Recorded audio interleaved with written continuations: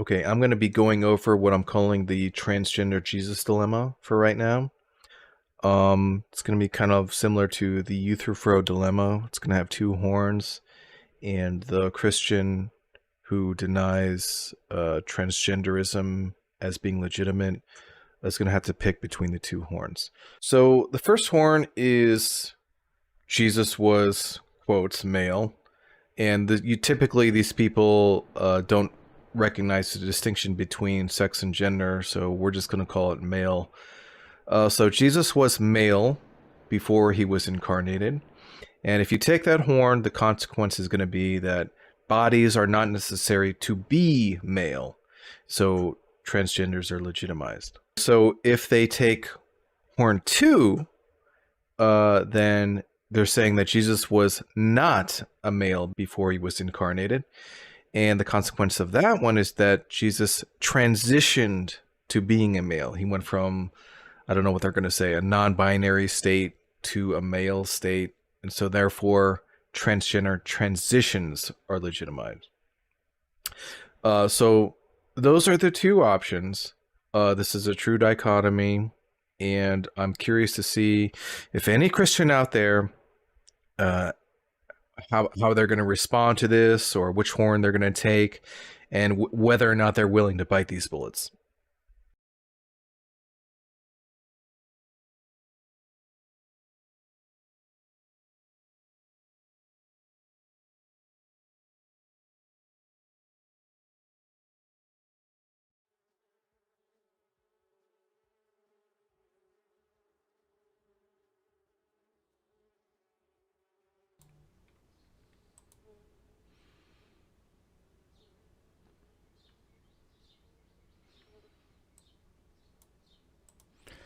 Good morning, my beauties and bees. It's Saturday. We are live from the Hive. It's good to see you, and I see a piece of my hair that fell out. Well, I'm just going to use my headphones to tuck it back. All right. Anyway, good to see everybody. Glad you all made it into the show, which is now an hour and a half late because I overslept. Yeah, I don't have anything else to say about that. I overslept. I've been dealing with that for a little bit. I'm actually talking to my doctor about maybe my meds causing some problems for that because it's affecting my hive now. We need to do something, right? We need to get that taken care of. That's not the way it's supposed to be. I'm supposed to be at least, the very least, able to wake up and hit the ground running here at 9:30 a.m., which is not an unreasonably early time. But people have been discussing with me that my show's awful early for them. I hear that a lot, so I have been actually considering moving it back like not till 11 like this, but back until 10 or 10:30. Let me know if you like this later time slot. Actually, you know what? While I do the beginning of the show, I'm going to put that up as a poll. So we're going to do later time slot. I'm going to give a couple options. But the first one's going to be just pushing it back until 10:30. Or you know what? I'll do 10:30.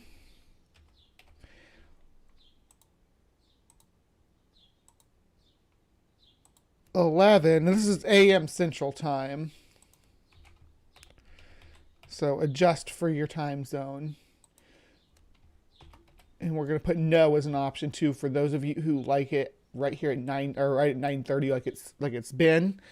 I guess this will be our dry run of the later time slot too, and we'll see how the turnout is. Right now it's pretty good though. I got like 16 people in here.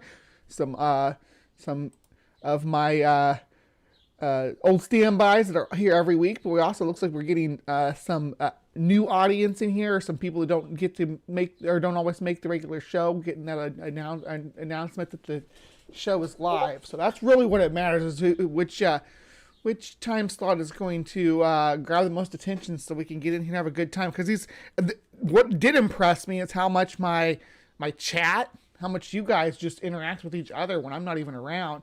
You don't even need me to run the show to keep this live chat going. It's just like a chat room from like net or web 1.0. I'm drinking bottled coffee this morning again because I'm running behind. But it's been I have a debate tomorrow. It's been a busy week. I have a debate with Mark Reed of all people. How did my screen get all bumped out like this? I feel like I'm tripping. There we go. That's why my camera was looking weird. Okay, so yeah, I have a debate with Mark Reed tomorrow night. It's about the morality of animals. I still haven't even written an opening statement or anything like that for it. So we will be doing that. But I went on and hung out with Mark Reed for a little bit last night, and I gotta move this one too, and that's gonna move my camera again. Sorry, I'm just getting things adjusted to back how they are supposed to be, or how I want them.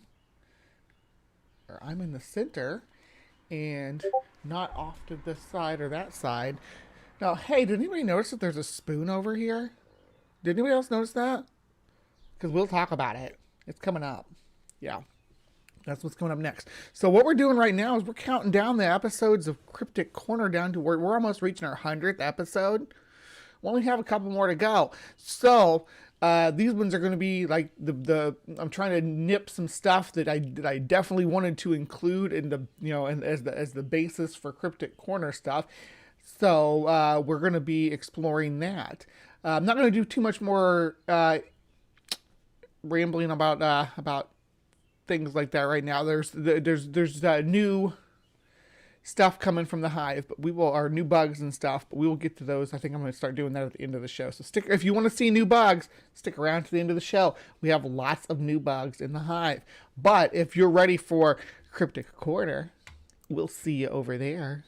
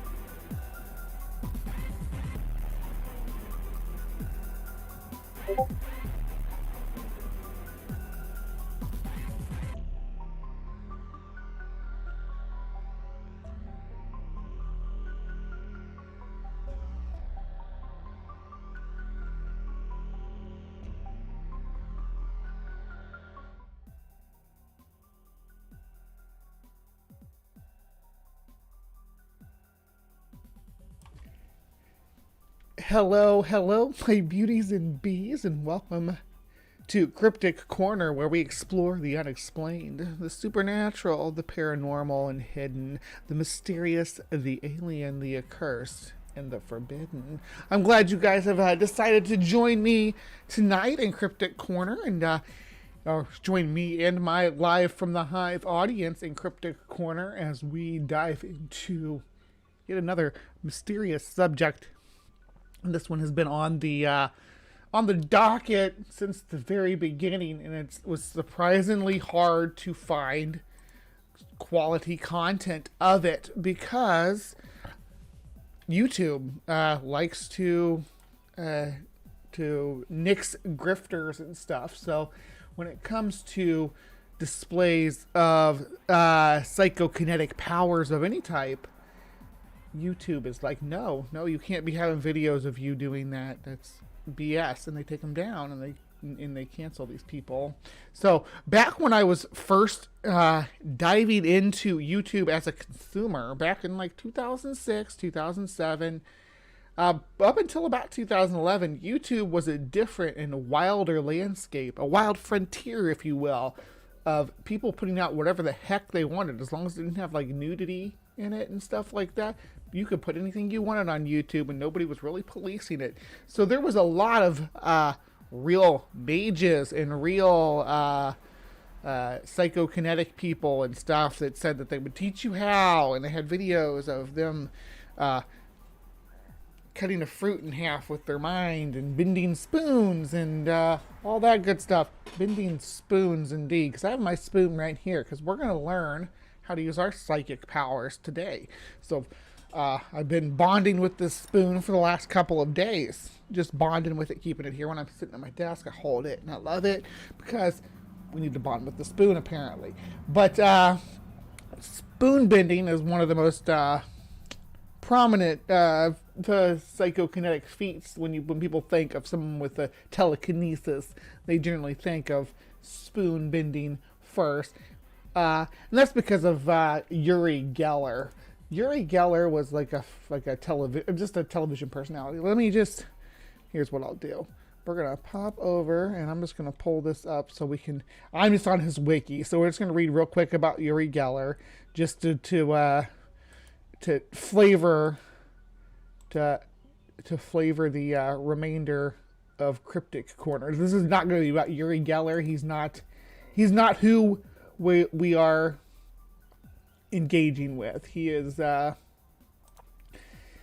just the one who popularized this type of telekinesis. Geller became famous demonstrating on television what he claimed to be psychokinesis, dowsing, and telepathy. His performances included spoon bending, describing hidden drawings, and making watches stop or run fast. Geller said he performs these feats through willpower and strength of mind. His apparent ability to bend metal objects during his television appearances came to be known as the Geller effect and made him a celebrity. The work of magician and investigator James Randi was the main factor in revealing that the actual methods were stage magic tricks. And the amazing James Randi, he was a great debunker, I guess you'd say, because he shed light on people, like Uri Geller and many others that claimed to have paranormal powers. Paranormal claims. Geller has claimed his feats are the result of paranormal powers given to him by extraterrestrials. The Committee of Scientific Investigation of Claims of the Paranormal was a prominent early critic of Geller. Skeptics, such as James Randi, have shown that Geller's tricks can be replicated with stage magic techniques. Adrija Purich met Geller in 1971 and endorsed him as a genuine psychic. Who is that? Who's this person? Let's see. Was a medical and parapsychological researcher. Yeah, we might have to come back and investigate him and some of his stuff that he's put out there. Because, Geller later denied the space fantasy. Geller claimed he was sent to Earth by extraterrestrials from a spaceship 53,000 light years away. Geller later denied the space fantasy claim, but affirmed that there is a slight possibility that some of my energies do come from an extraterrestrial connection. Purich also stated that Geller teleported a dog through the walls of his house. Science writer Martin Gardner wrote that since no expert on fraud was there as an observer, nobody should take the claims seriously. So to get an idea, this is a popular trick. So misdirection, but we're gonna see what our new found friend, the telekinesis guru, can teach us about these awesome techniques to apparently bend spoons and levitate items. We're gonna learn it all. I'm gonna bond with my spoon while we watch his intro video here, though. Okay, this is his video for if you wanting to know what he's all about. Turn it up, make sure you guys can hear. Hello, welcome to my telekinesis tutorial. I haven't done tutorials in a while, but I've learned some new tricks and I wanted to share it with you guys. The reason why I'm wearing a mask is because I burned my face doing pyrokinesis, so I don't want to show my face, but anyways, we're here to learn how to move objects with your mind. I'm going to use this one. It's right here. It's very important that you become one with the object. You have to breathe. You have to breathe deeply in. I usually breathe, so I'm already. And guys, I'm already there. Since I was a kid, my parents, they didn't even have to teach me. I just always breathed. So I don't. It just comes naturally to me. So I'm already feel like I'm a natural at this. Exhale 50%. That way you're gonna always have air in your lungs. It's gonna give you more energy, mental energy.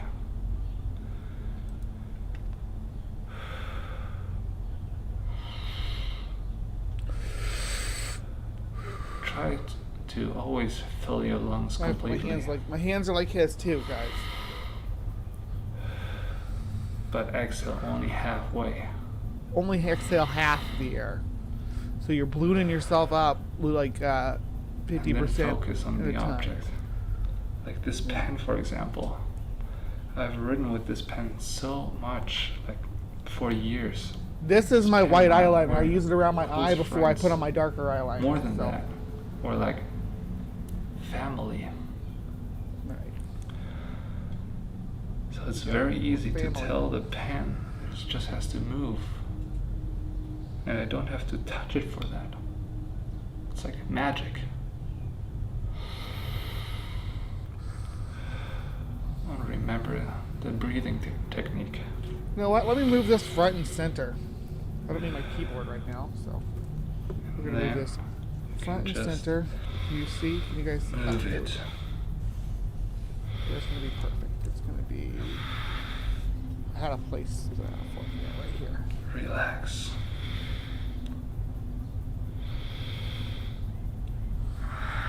I did it! No, not really. No, I shuffled my boxes around. Did you see it though? I'm gonna make more tutorials like that. And if you like it, make sure to subscribe to this channel because I can teach you so much more. I missed all of that because I was messing with my desk. I can help you to move heavy objects, small objects. I can help you to move water and fire. Maybe very heavy objects. Maybe I can even teach you how to fly, but not in this video. Teach me how to fly! Oh my gosh. Thank you so much for watching. Alright, we're going to go back to the spoon because this pen doesn't sit up here. Now, I got a plastic spoon too, so we don't have to just do the metal spoon. We don't just have to bend spoons. We can see what we can master. I'm not saying I can master telekinesis, like just master it immediately, but I already feel like me and the spoon are like close, right? I'm already in a place where this spoon feels like it's a part of me. I feel like it's my cereal thumb. Like I have my regular thumbs, like two of them, two regular thumbs, and then I also have my cereal thumb for eating breakfast. So, or soup. I tackle soup and ice cream. All sorts of stuff that I've eaten with this very spoon. So it's been inside me. It's been in my mouth. This spoon and I are like one. All right, so here's this spoon video. We're not gonna start off with bending the spoon, of course. We're just gonna see if we can even move the spoon. So let me know. Let me drop this down just a little bit. Let me know if you can see my spoon all right. I should have put a different screen because I can this is exactly what to do. Not you. We're gonna go. Okay, so you can see me here with my spoon. So we're gonna watch his spoon video, and then you guys can hold on. We're gonna pull him up on full screen now that we're into the actual video that we're gonna be trying to do. So Let's see here. What we want to capture. The Man Bat episode was great. Ah, there we go. That's perfect. Look at that. All right. So you got him with his spoon. You got me with my spoon. Are you guys digging this? I'm going to keep this poll going too. Please let me know if you like this later time slot. All right. You know what? I got this going on. Oh, okay. All right. Spoon Talk time, about guys. the damn monsters. Whatever. It's not monsters today. It's telekinesis. And I will use, once I master telekinesis, the monsters better watch out. I'll be like, watch out, Sasquatch. You dig with your spoon. I actually had a gardening spoon back at my my old gardening shed. I had a spoon just because you don't need a big spade to do little pots and container gardens. You need a spoon. You're just digging out a little tiny hole. All right, here we go. This is moving the spoon. I love the spoon. I love this spoon. Hold on. Go.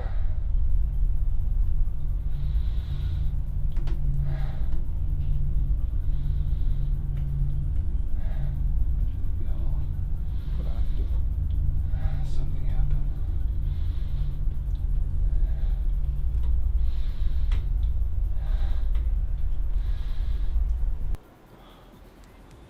See my spoon moving? Hello, Did you see it? and welcome to another video. As you guys know, That's I've been telekinesis, doing John. telekinesis. In the past few videos, I was talking a lot about your breathing and the relationship to the object you want to move. Yes, and I've explained to my audience that I've breathed my whole life. I'm practically already trained. I'm not like a novice at this. I've been breathing since 1983. So, with almost 40 years under my belt, I think I got that part down. Next mission, please. Today I want to talk a little more about doing telekinesis with objects you don't have a relationship with yet. I stressed a lot how important the relationship is to the object. Like this pen here, for example. This pen, this is a friend. Eyeliner? It's more like a family member. This is why it's so easy for me to move this object. Look, That's why it's so easy for me to move this object. Look, I don't even have to do much. It just happens. I don't even have to do much. But today we're gonna talk about an object I don't have a relationship with Okay. yet, like the spoon. Of course, I've eaten with this spoon, I'm sure many times, but I do have many spoons though, so I have many spoons as I don't well, know how not it's just the gonna one. be if I wanna build a relationship with this spoon. I mean, strong enough to just, move it, with my mind. We'll see how that goes. I mean, it's very important that you, even though you don't have a relationship to Okay. the object, you have to try to build this relationship, and that can take minutes, but it can also take years to build a relationship to an object, just like with humans. Am I right? So I can make this in spoon that feel case, loved, though. I've never done telekinesis with this object, with this spoon. I've been doing telekinesis with this object today for I'm gonna days now, try, but that's okay. and yeah, we'll see how that goes. You guys ready? So first, I'm just trying to focus on this love. So hold on, guys. I need to pick a psychic pose. So there's a few options when it comes to a psychic pose, right? There's a few options. You got your Charles Xavier, right? You got the old classic hand out, like what he's doing here. Hand out over the object, no hand on the temple. Do one hand on the temple, one hand out. Just one hand on the temple. Both hands out. like I'm doing, because this one shows that I'm not manipulating it. But I do need I do need something to be able to manipulate to shake the box, like he's shaking his table.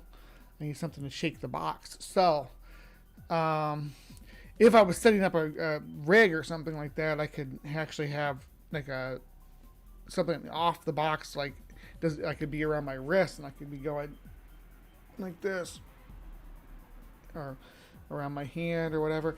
This guy does a lot of curled hand stuff. So what you do is you get the string between your fingers right here, so that you can just you'll see it in some of his videos. But we're gonna let him keep going. I mean, of course. Watch the hand underneath there, has though. its purpose. Let me get him back up here. Sorry. Into my mouth. Shoot, just a second. Because I'm gonna. I've had this spoon for probably a couple of years, so I try to remember all those moments when the spoon was there. This other hand, it's almost out of frame. I'm gonna turn off my patrons for just a second so you guys can see it. Don't let me forget to turn them back on though, because it'll turn them off for everything, and I don't want the patrons to feel like they're not getting their due. So watch the hand down there while he's doing this. For me, and I just try to focus on it, and don't forget about the breathing technique. Inhale, that's the hand that's important when you're doing 100%, stuff like this. Exhale 50%.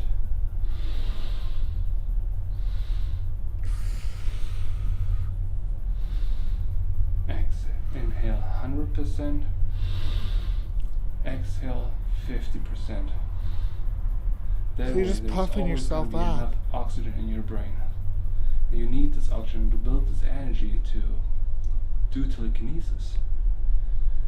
And then again, I try to focus on all those moments with this spoon. I try to build this love one-handed from scratch. Right. And I just focus on this relationship. And I don't think words, but if I thought any words, it'd be, I love you, spoon. I love you. I love you, spoon. Love you back. I love you so much, spoon. You're so sexy. Your silvery, reflective surface. I love the way you stuff food into my mouth. I love you, spoon. And I don't get frustrated if it doesn't work. Just like with people, if I stopped breathing. Oh my gosh, I didn't even like you at first. It won't get better. So I just give it time. And I trust my abilities, and I trust this relationship. I trust this bond. I just keep trying. And if it doesn't work today, it doesn't matter. I'm gonna try again tomorrow, or the day after, or like a year from now. But eventually, this spoon has. This guy will keep teenagers staring at spoons for hours. He is keeping them off the streets and off of drugs. Gonna move for me, because it's my friend. It's my family member. I love this spoon. I love this spoon.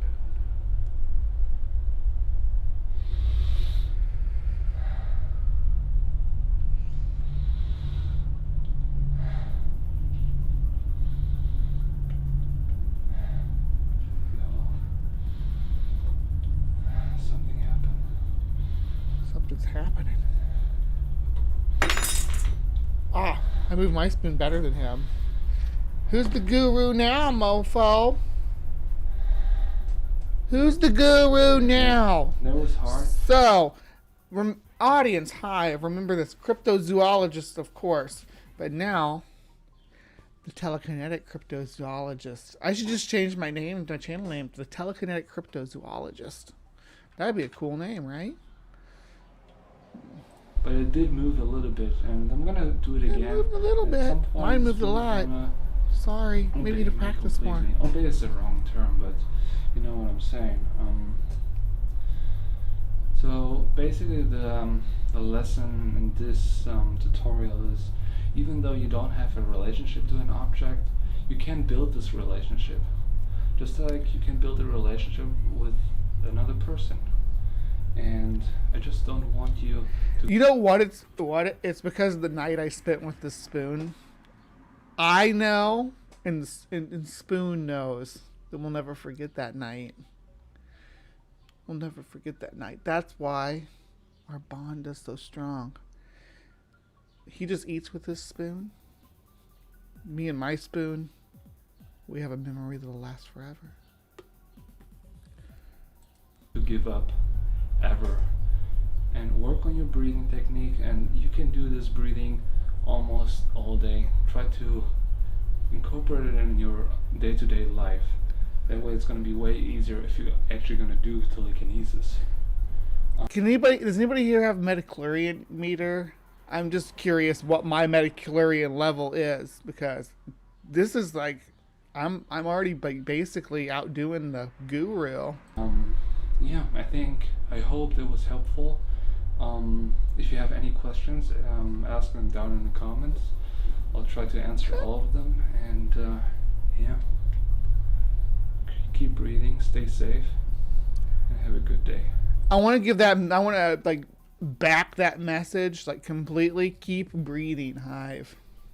Keep breathing, because not breathing can be deadly. Yeah.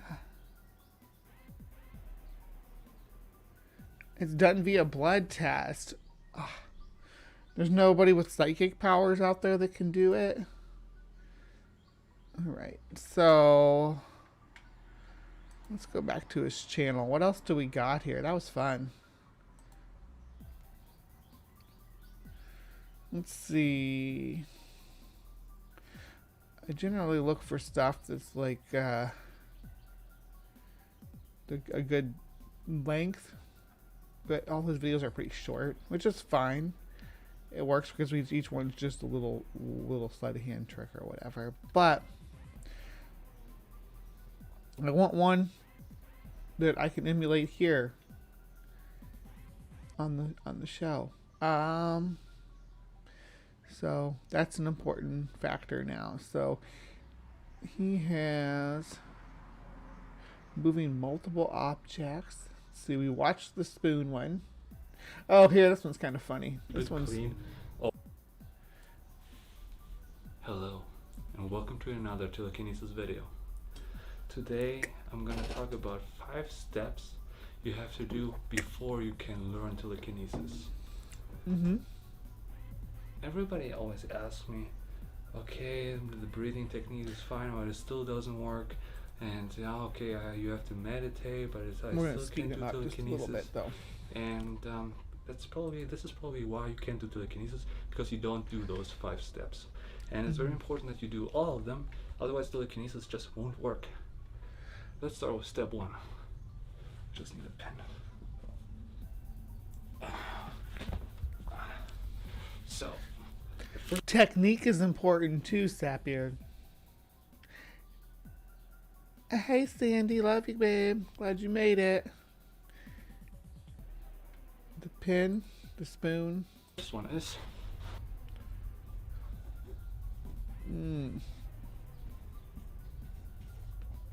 Be grateful.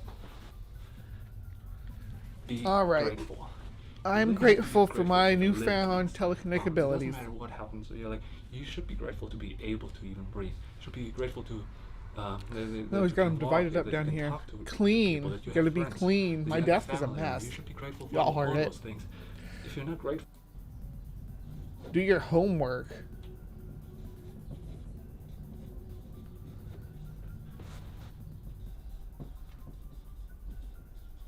I didn't even have homework, so I'm already halfway there. do your homework. If you're in school or something, it's very important that you do your homework as good as you can before you even think about it. Is this just Jordan Peterson's? If you're not in school. Is this just Jordan Peterson's list? Clean your room and do your homework? What else do we got? Be healthy, eat healthy and all that. This is already stuff that people know to do. This isn't secret telekinesis tips. Hydrokinesis for beginners. It's the secret of telekinesis. pyrokinesis for beginners. This is one I'm gonna... Oh my gosh, he's setting stuff on fire. I actually happen to have those same kind of napkins right here. It's almost the exact same napkin.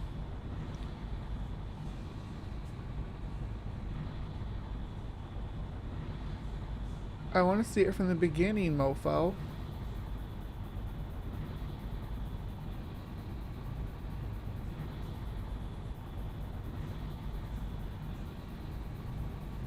Okay. Does the hand position matter? I feel like he was doing this when he was doing this when he was spoon bending. Many people ask me how I broke my face, and the answer it was a pyrokinesis. Hold on, accident. we're gonna rewind to when he started talking. Hello, and welcome to another telekinesis video. Many people ask me how I broke my face, and the answer it was a pyrokinesis accident. I didn't know what I was doing, so I was just experimenting, and I didn't know how strong I was, so yeah, I pretty much burned my face, and that's why I don't want to show my face to you anymore. But today I just want to show you how you can practice pyrokinesis safely, the way that you're not gonna hurt yourself or others. The most important thing you have to do is do it outside. Don't do it in your house or your bedroom or anywhere. Do it outside where it's safe. Don't do it in the woods or something, anywhere where it can burn. Go somewhere where there's concrete around you or you can't burn anything. Secondly, I always say how important it is to connect with the object you want to move in. You're gonna connect with these napkins? Telekinesis. Right now, we don't want to move anything. We want to create heat, and the way you do that is through meditation. You focus on certain parts of your body where you like want this. your Now, when he was doing entire telekinesis, his hands body were like temperature this. to go. Like for example, we're gonna burn this this paper tissue here, and I'm gonna touch it with my hand, and I'm gonna focus all my. I'm gonna try to bring all my heat from my body into one fingertip, and it's very important that it goes to a very small point of your body. It has to be very small. If it's like the entire hand, it's very hard to create enough heat. So I try to focus on a little, on like the tip of my finger, and bring it very close to your object you want to burn. And this is also very important. You can't just create fire out of nowhere. That doesn't work. Fire is a very complex thing. You need air for fire. You need something to burn. I can feel the fire in my technically it has hand. calories. Something that burns, and then I'm gonna set this whole box and everything if I can. Burn like a pillar. If my mastery of telekinesis is any hint at the full spectrum of my mighty telekinetic brain, this whole thing is just so. I don't have any safety goggles though, so we're gonna do this. We're gonna wing it. Do I need a face mask maybe? you can create actual fire. Let me just show you how it works. So I'm just meditating. I'm going to focus all my body heat into my left index finger. Just give me a second. I have to focus for a second. Okay. I feel more like I should use my right. And by the way, the breathing technique is the same. Like when you try to move objects with telekinesis, it's breathing 100% in and exhale 50%. That way, you through your meditation, you can control your body. So puff yourself up. Inhale 100%. Exhale 50. Eventually, because every other time you're doing another half. Just give me 1 second.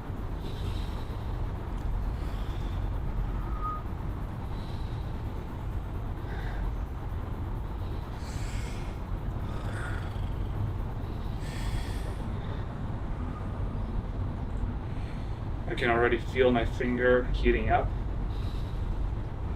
You can feel it even with your other hand. Yeah, it is pretty hot. I just Heat up, finger. and now I get You all ready focus to actually learn. you all this focus on my protocol. finger too. We're gonna be powerful.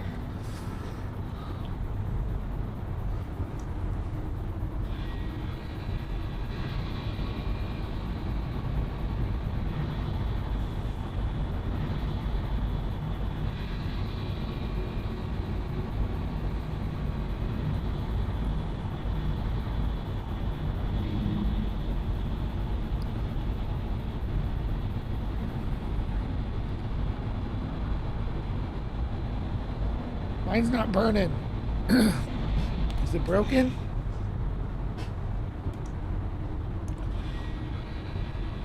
Why aren't you burning? There we go. Oh, I can't keep it going though.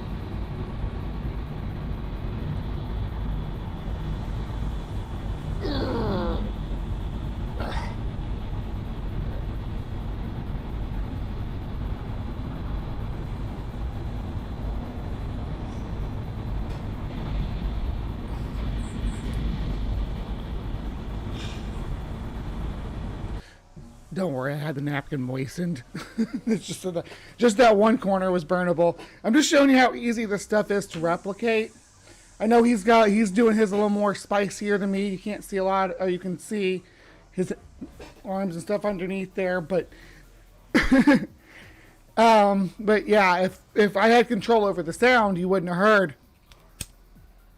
Right? You wouldn't hear that, and I can light the napkin up over here off camera.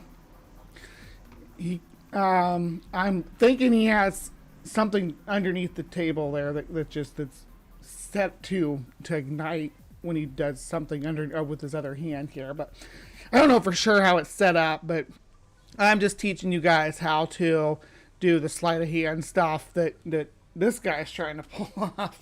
Just really simple tricks. Yeah, I just dampened these napkins. That's why I folded them back over the way I did. But that was that was fun. The other one that I wanted to do.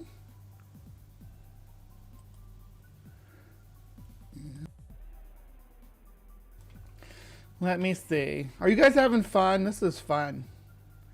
I'm really enjoying this escapade. Can you do telekinesis if you have tattoos? The best morning routine for telekinesis health. Why doesn't he say telekinetic health? That'd be cool. I lost my telekinetic abilities. Let's see. He does not use telekinetic would be the word to use here, right? You're supposed to be a guru. Does coffee affect my telekinesis? It apparently affects mine. I've been like a boss. First step of telekinesis. Oh, he's gonna levitate something. Hello, and welcome to another telekinesis video. I got a very interesting question asked. He said, Guru, what is up with your voice? what would you do if you had to start over with telekinesis? If you had no abilities, how would you start? Oh, hold on, I go watch that again. I love the crotch. The crotch thrust is the secret to knocking over trash cans. You gotta that's why you gotta get a connection with it. You gotta get a connection with that trash can and make it your bitch. With telekinesis. If you had no abilities, how would you start? Very interesting question. So, if I had no abilities and I wanted to learn telekinesis, how would I start? First of all, He needs to say brother after everything he says if he's gonna keep using this voice. I would start watching telekinesis videos and read about telekinesis. Done. You've done that already. Congratulations. Then I would focus on getting my life in order. Because it's not just telekinesis. This is just gonna be lessons for life. What do you want to bet? It's always lessons for life. It's like, no, I'm not actually gonna teach anything. Yeah. Let's do the time warp again. That's for you, Big Zebra. If you want to learn any skill, if your life is not in order, you're going to have a hard time in finding the right focus to learn a new ability. And especially when it comes to telekinesis, you need all the... See, if I had somebody with like a leaf blower or something, they could stand off camera and just tap the blow button. You could do what he just showed there. You just gotta have somebody over here on the far, I guess, yeah, right. It's right on your eyes side of the screen too. On the far right, and far right, and then have them just like tap the button and move it along, because it's all about controlling the audio, and then just do audio of yourself breathing over top of it instead of the sound of the leaf blower, like what I did with the lighter. You could have just put silence over top of that, just not mute it, but like put a clip of silence over it, because muting it sounds different too. Finding the right focus to learn a new ability, and especially when it comes to telekinesis, you need all the focus you can get. So that's that. Get your life in order. Clean your house, clean your room, clean your car, make enough money, make sure you're healthy, make sure your family is healthy, because all these things It's Jordan Peterson. are distractions if they don't work out. Also, how is your girlfriend, boyfriend? Do you have a boyfriend? Do you have a girlfriend? Do you want a boyfriend? Do you want a girlfriend? Figure these things out and solve it if there's anything to solve. Oh my. After that, I talked about obesity. Make sure you're fit, your body is healthy, eat healthy, try. work out, do all these things. And when your I go physical to my health doctor is in order, also work on your mental health, meditate, breathe, and do all these breathing exercises and meditation, so your mental health is there to educate yourself, learn a new language. What channel's boring? My channel? Are you calling my channel boring, Blessed Be? Because you don't have to be here. You can go do something more exciting. Are you talking about the telekinesis guy? I think he's hilarious. This is what Jordan Peterson does with his free time. That'd be hilarious if this was Jordan Peterson. I'm pretty sure this person is Hispanic. I don't want to say for sure, but they sound like I detect like a slight Hispanic accent. Yeah, I hope you're not calling my channel boring. The Hive's the best place to be.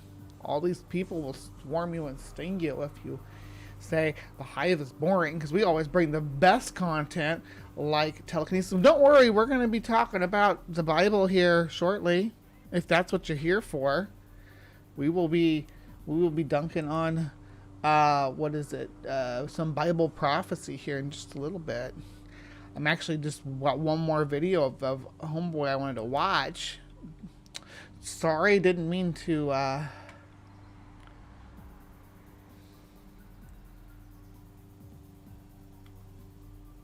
the telekinesis community. Where's the bottled water at?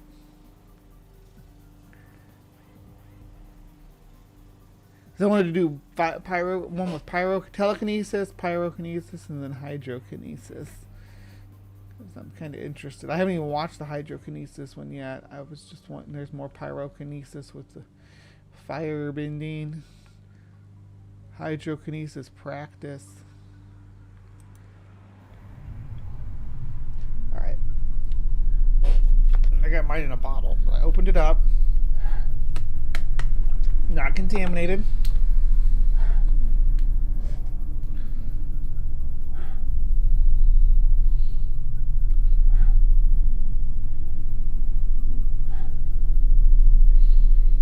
Both hands.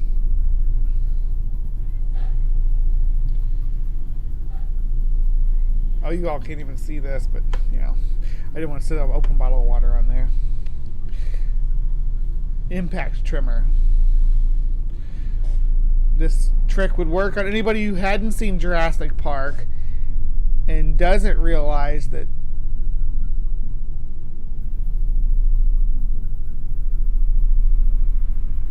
somebody can stand on the chair underneath, and boom, boom, boom. And again, it's all about the audio. You want to make sure the audio sounds like it goes with the video, which is just going to be him breathing heavy and that distortion. That you hear it? Do you hear it right here? Listen. That white noise vibration of infrasound. I mean, there's infrasounds in here too because you can feel them. You don't necessarily hear them, but you feel them. He's put a video of him breathing an infrasound over this. And what's going on here? Someone's just down there banging on the floor underneath that bowl. Easy peasy. In this video, 4,700K. People just eat it up. People just lap it up. I am new to telekinesis. I can move objects, but only slightly. I often feel a reverse sensation pulling the object back in the opposite direction after I move it. Any ideas how to fix this? What should I practice to move the object more consistently and further at a time?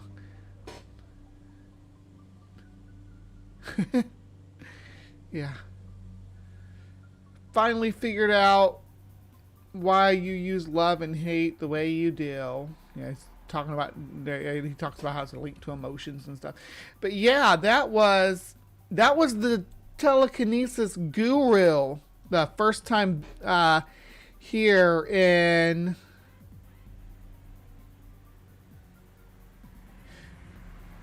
nothing to do with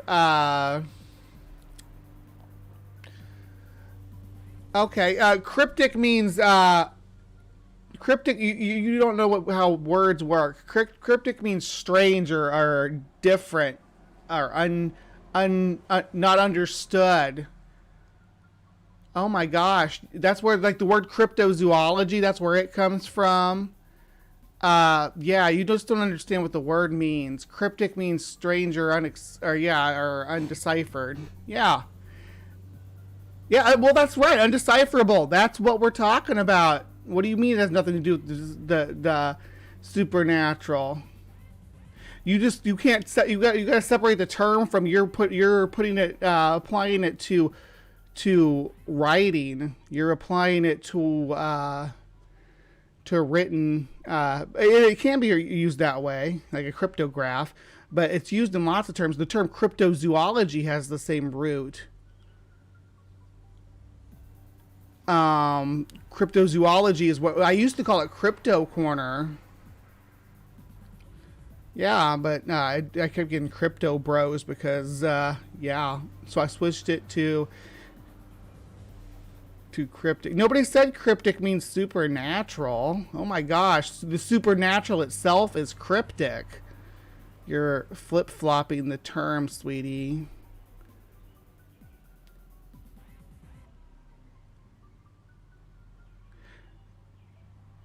Wow. You're kind of a chad, huh? I don't think that you know how words work. Cryptic, just, yeah, look up the word cryptic. Actually, we'll do that right now because you seem to be lost. Super lost. Having a meaning, the number one meaning of cryptic, having a meaning that is mysterious or obscure. Wow. Look at that. Look at that. Having a meaning that is mysterious or obscure, as in cryptozoology. You are like wrong on spot. You're like wrong, like publicly wrong. How embarrassing. I'm so sorry. I didn't mean to dunk on you like that publicly, but you're coming into my side chat telling me my name's stupid and stuff. So yeah, suck it, buttercup. All right, I will see you guys over in Creation Watch. So for those of you tuning in on Friday night for Cryptic Corner, please remember to be kind, take care, and we'll see you next time. All right, live from the Hive audience. We are about to move into Creation Watch. So, I will see you guys over there.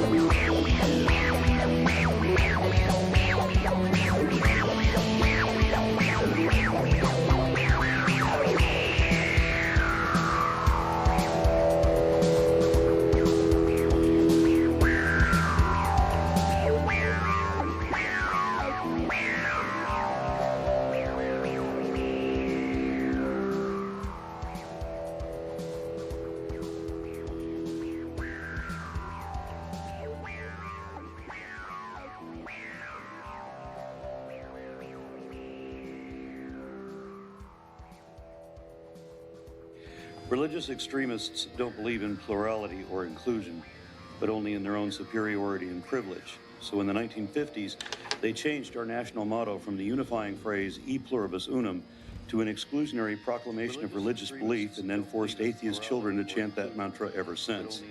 They don't want a democratic republic of we the people. They want an authoritarian regime of forced conformity, restricting even our most intimate liberties, what we think and even who we are. To achieve that goal, they promote American exceptionalism, which is the lie that the U.S. is blessed and will remain so only as long as we appease the Christian version of God, even when that means attacking unbelievers and queer folk, which our increasingly awful state is already doing. In order to sell the first lie, they need to couch it in another lie, that the U.S. was founded as a Christian nation, which is demonstrably factually false even according to the founders themselves, and the lie that our laws were based on Moses, who experts now say never existed. The First Amendment contradicts the First Commandment because the founders wanted to be the polar opposite of the Sharia-like law of Moses. But if the 10 Commandments were prominently displayed in every classroom, then the kids would believe that lie. That's why religious conservatives want this. They are relentlessly trying to rewrite history to undermine our pioneer example of a secular nation, the only form of governance that can provide religious freedom. Our model has become the envy of the Western world and is now emulated by older countries that were once the oppressive theocracies that our forefathers escaped and that Christian nationalists now want to drag us back to. Lieutenant Governor Dan Patrick said this bill would promote religious freedom, which of course it won't. It will have the opposite effect, which is the intended effect, to promote Christianity to a privileged position. This bill is an unconstitutional establishment of religion by design. That is the whole point of it, and the only possible purpose behind it, so it must not pass. All right, members, excuse me, any questions for this witness? All right, we appreciate you being here. Chair calls Charles Cruz.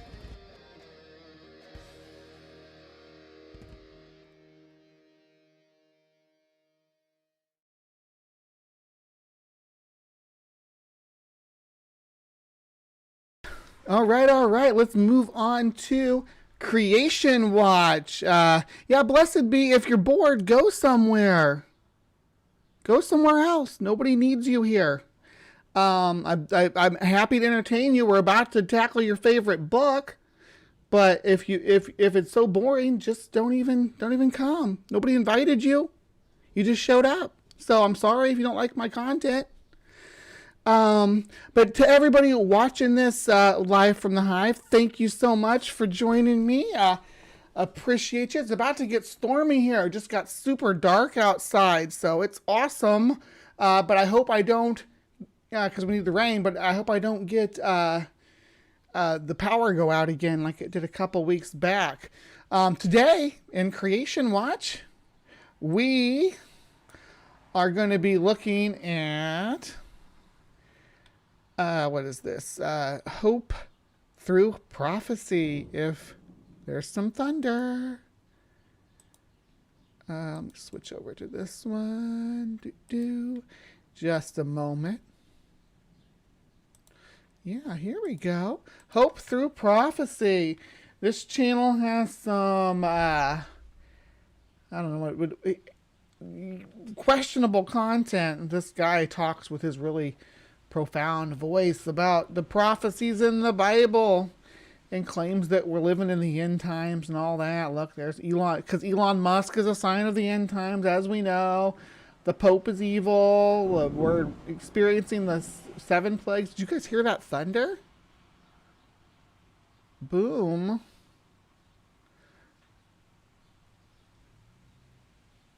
Yeah, let's see here. We got video 6 facts about hell, abominations, and desolation, the Antichrist, all kinds of good stuff. So what we're looking at in heaven. We're going to start with 6 things that we will, or no, wait, I wanted to do. While our hearts are filled with hope. 5 things you won't do in heaven first. Let's hammer it out. Hope and wonder about the realities of heaven. Many fail to realize that there are some things that we won't be doing in heaven. Hi, this is Dustin. Prophecy. Here on Hope Through Prophecy, we help you better understand Bible prophecy and prepare for the soon return of Jesus. If you're new, make sure to subscribe and turn all bell notifications on. While heaven will be a glorious place beyond our wildest imaginations, there are some things that we will not do there. Let's discover them now. Number 1, in heaven, we will not get sick. Yes, it's true. All of the sickness, ailments, and deformities of this life will be gone. God tells us, and the inhabitant will not say, I am sick. The people who dwell in it will be forgiven their iniquity. Right, well, there shouldn't be disease in heaven, right? Because it's like perfect. So I don't think this is like news. He's going to say, oh, here comes the rain too. Know anyone who is blind, deaf, or in a wheelchair? Or perhaps you know of a loved one with cancer, or maybe they just don't have the strength and endurance they once had. Friends, in heaven, these things will be no more. Listen to this thrilling Bible promise. Then the eyes of the blind shall be opened, and the ears of the deaf shall be unstopped. Then the lame shall leap like a deer, and the tongue of the dumb sing, for water shall... But if part of your experience and existence, indeed part of your identity, and your growth as a person stems from that, I don't know. Gracious me. Burst forth in the wilderness and streams in the desert. Why is there wilderness in heaven? It's like they talk about the flowers and stuff in heaven. Is there reproduction? Are flowers because flowers are just reproductive organs, right? They're just the reproductive organs of an angiosperm. So is there reproduction in heaven? How do you reproduce in heaven? When you reproduce in heaven, is the offspring born in heaven? Or does the offspring have to be born on earth and then ascend to heaven or hell? A lot of questions, not a lot of answers here. What's more, the Bible reveals that we will be given perfect, immortal bodies. For our citizenship is in heaven, from which we also eagerly wait for the Savior, the Lord Jesus Christ, who will transform our lowly body, that it may be conformed to his glorious body, according to the working by which he is able to subdue all things to himself. We don't know the exact dimensions of this new body, but many believe that Adam and Eve were about 15 feet. Adam and Eve were 15 feet tall. Who would have thought? And Adam wore some styling coveralls. Look at that. They weren't wearing. They were wearing the like modern clothing. They weren't covered in fig leaves like you always see. And they were 15 feet tall. Whatever the size, it will be indestructible and perfect in every way. Will be giant and indestructible in heaven, guys. Your body will be like biosteel. Can you imagine the sports ball games in heaven with everybody with their 15-foot biosteel bodies trying to chase the ball down, ram it into each other? Where do you think all that foreskin goes? Not only are they flowers in heaven, but they also grow literal penises. Yeah, because you have to have pollinators too, because they talk about butterflies and stuff in heaven. And it's like, yeah. But I'm ready for my 15-foot biosteel body. Because it's perfect and indestructible. The next thing that we will not do in heaven may surprise some of you. Number 2, in heaven we will not eat meat. Yes, it's true. Think about it. In heaven there shall be no more death, since there will. So if there's no death, but there's birth, because again you have pollinators pollinating flowers. So you got at least plants. At least the plants in heaven are existing a life and death, or having a life and death cycle. And to eat plants, there has to be a life and death cycle for plants. And for them to get the nutrients that they need from the soils, there would need to grow. There would need to be. Is there soil in heaven? Because there has to be soil for plants to grow in, and soil is largely made up of eons of dead organic matter and waste. So that's where all the nutrients are. So how is there nutrient-rich soil in heaven if there's no death? Because plant-based soil is it needs more than that. Do we poop in heaven? Because if you're eating food, you're pooping. Let's find out if he talks about pooping. There will be no death in heaven, then we will not be able to kill and eat animals. They shall not hurt nor destroy in all my holy mountain. For the earth shall be full of the knowledge of the Lord, as the waters cover the sea. Just like it was in the Garden of Eden, we will have a plant-based diet. Consider the diet of Adam and Eve, our first parents, because this will be the diet of heaven. And God said, See, I have given you every herb that yields seed which is on the face of all the earth, and every tree whose fruit yields seed. To you it shall be for food. God, our Creator, knows exactly which food is best for the human body. Studies referenced in the description below have shown that a plant-based lifestyle leads to healthier gut profiles. Now this is, I do support a lower meat diet, a minimal meat diet. Forget what were taught in school. And yeah, you can minimize your or minimize what you're doing as far as your carbon footprint that way, and you also it creates a healthier digestive tract. In school, they taught that the food pyramid with big old servings of meat, and meat being the main course, and that was all propaganda, right? For you to support the agricultural industry, right? It's for you to support beef. It's what's for dinner. Pork, the other white meat. Things like that. It goes right along with those, trying to sell the idea that you need a main course of a quarter pound of meat with every meal. That's just not the case, and it's not even healthy. So I'm going to agree with him here that that's the healthiest diet. I'm not going to say that he's wrong there. I think that, but I don't understand why you can't just have like a meat plant if people want to eat like a cheeseburger tree and stuff like that in heaven. It's because heaven, like, anything goes. So why can't you have meat? Lower blood pressure, reduced incidence of heart disease, less cancer, a lower risk for diabetes, and can you get cancer and diabetes in heaven? I thought you couldn't get sick. Stop contradicting yourself. increased life expectancy. While the Bible does allow the plant-based lifestyle is the ideal. Why not consider trying this heavenly diet? Now, for the next thing we will not do in heaven. Clean meats. Are there clean meats in heaven then? Does that mean we can go fishing in heaven? 3. In heaven, we will not feel pain. All of us have suffered heartache and pain, some of us more than others. Seeing tragedies happen, losing a loved one, and so much more. Friends, these things will be no more in the scenes of eternity. The Bible promises, and God will wipe away every tear from their eyes. There shall be no more death, nor sorrow, nor crying. There shall be no more pain, for the former things have passed away. Only eternal bliss and joy await us. To learn 6 things that we will do in heaven, just click on the link above. We can look forward to that land with no more pain, a place that God has prepared for us. Doesn't this motivate you to be there? The next thing we will not do in heaven has deep... This is weird. So far, I think heaven sounds really weird and contradictory. You're like, you have to have a good diet so you don't, because God knows what's the best diet to keep you from getting cancer. But you can't get cancer because you're in heaven, so why not eat whatever the hell you want? Hey, I want to taste lava. Why can't I eat lava in heaven? I can't get sick. I have a biosteel body. I want to have that experience. I'm in heaven. I was good. I should be able to eat some lava. Meaning for us today. In heaven, we will not win souls. Yes, it's true. In heaven, there will be no more evangelism. Every case has been decided. Hey, guys, how about no evangelism now, right? How about that? Let's just do away with evangelism. You practice in your corner, and we'll practice in ours, and everybody will be honky-dory, but you gotta come knocking on my door.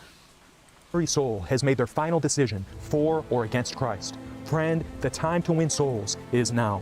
There are precious people all across the world whose eternal life is hanging in the balance. Including my precious Hive. That's all you guys. So, if you're swayed by this, yeah, give the guy a sub. But I'm going to go close my window because it's starting to rain inside.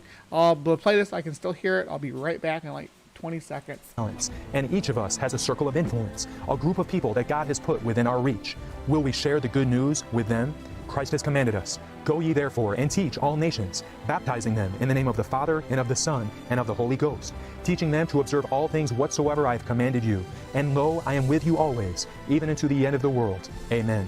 In these last days, the gospel is being spread around the world in preparation for the soon return of Jesus. In fact, the Bible predicted this. And this gospel of the kingdom will be preached in all the world as a witness to all the nations. And then... as a witness to all the nations. So, he predicts that we're in end time right now, which to me would indicate that, hey, shouldn't all the nations be Christian then? Shouldn't there be Christian influence? Everybody has heard the word at this point, right? Because there's still people on like remote islands and far off villages and things that still haven't heard the word yet. So, are we really in end times? More contradictions from this channel. The end will come. Oh, hey PZ, you missed it. I tried to do some spoon bending earlier. Literally tried to do some spoon bending. Did not work, but Actually, we were doing like level 1 stuff, so we were just trying to make the spoon move and set napkins on fire with pyrokinesis, and you missed out, but that's all right. I'm glad you're here now because we're going to teach you about things you'll get to do in heaven.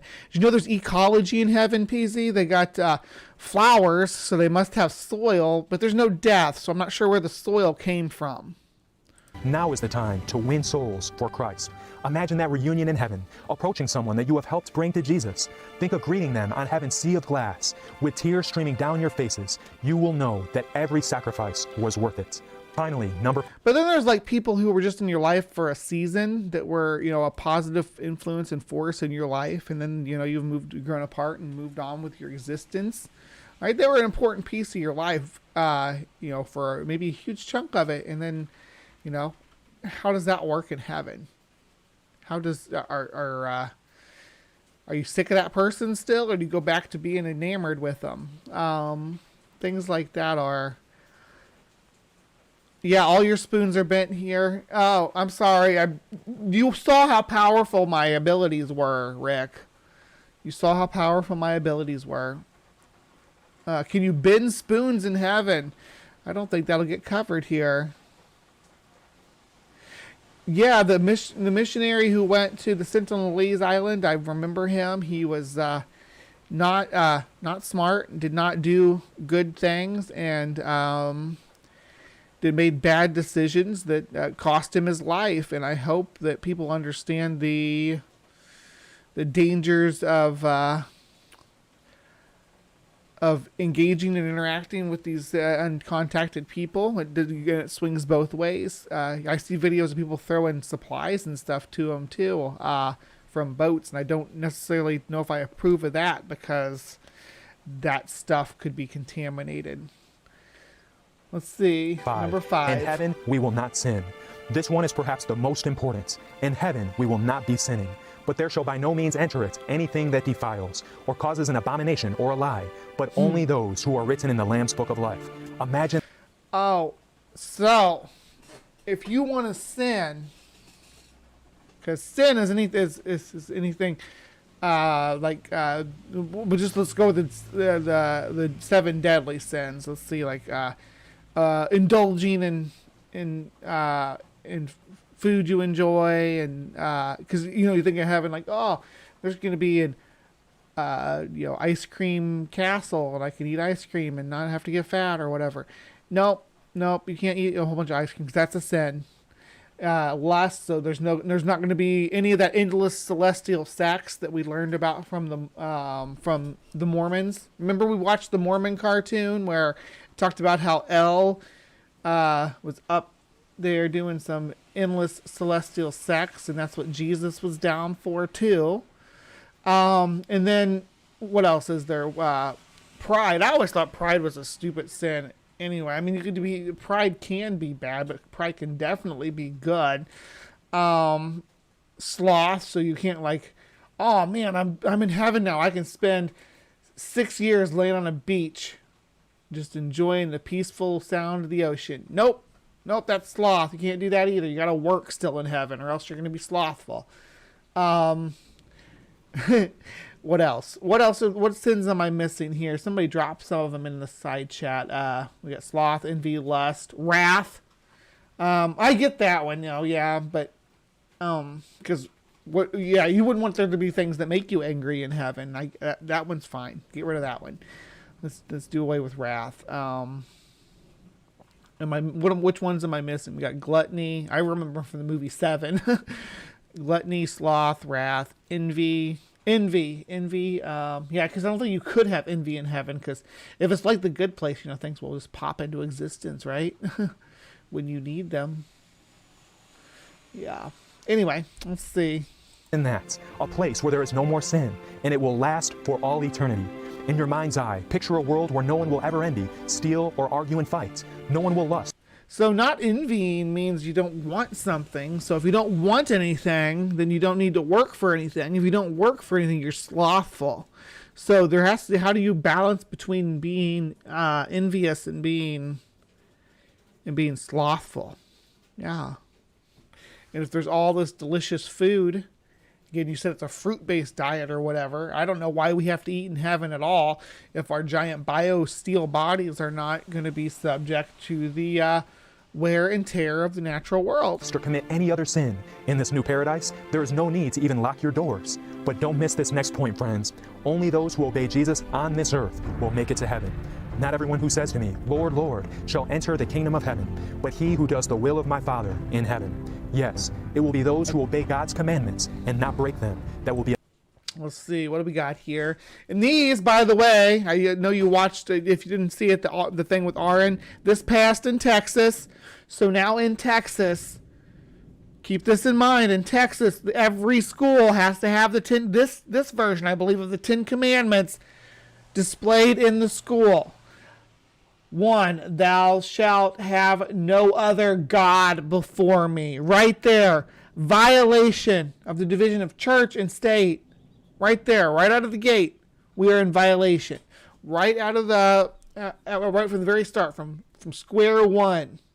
It's a violation of my rights, of my children's rights, as they go to these schools. Number 2, make no graven image unto thee any, or shall not, yeah, what is it? Thou shalt not make unto thee any graven image. Yeah.